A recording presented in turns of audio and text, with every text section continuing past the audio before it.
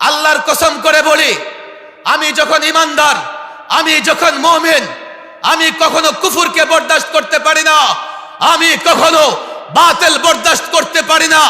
বাতিল যেই হোক না কেন, ষড়যন্ত্রকারী যেই হোক না কেন, আল্লাহর কসম, রক্তের বন্ধন ইসলামী বন্ধনের কাছে টিকে না, টিকতে পারে না।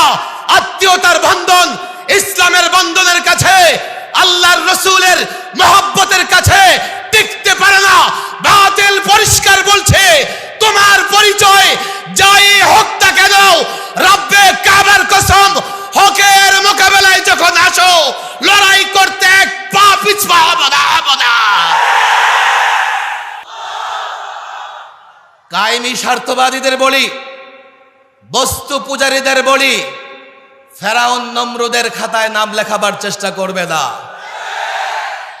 হযরতে মূসা, হযরতে ইব্রাহিমের অনুসারীরা অগ্নিকুণ্ডে ঝাঁপিয়ে পড়েছে, বাতিলের সঙ্গে আপোষ করে দেয়।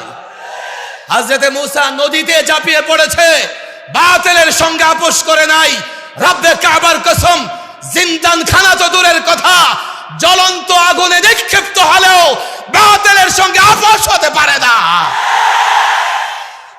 কথা বুঝবার চেষ্টা করো। আমরা কারো ক্ষমতার মস্তক দিয়ে টানাটানি করতে পছন্দ করি না।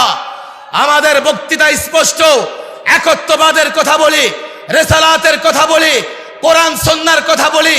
হ্যাঁ, তোমরা ভীত, তোমরা কাপুরুষ, তোমরা মনে করতে পারো উলামায়ে কেরাম তোমাদের প্রতিপক্ষ, এই জন্যে আলেম ওলামাদের জেলে বন্দি করতে পারো, আলেম ওলামাদের টুটি চেপে ধরতে পারো।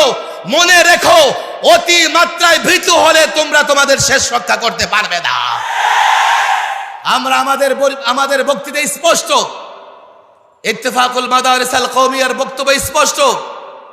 আমরা জাতিকে সুশিক্ষায় শিক্ষিত করতে চাই। এই আইন করবার আগে ওলামাদের সঙ্গে পরামর্শ করবেন, না হলে দেশের মাটি এতটা উত্তপ্ত হবে, বাংলাদেশে সমকামিতাকে বৈধতা দেয়।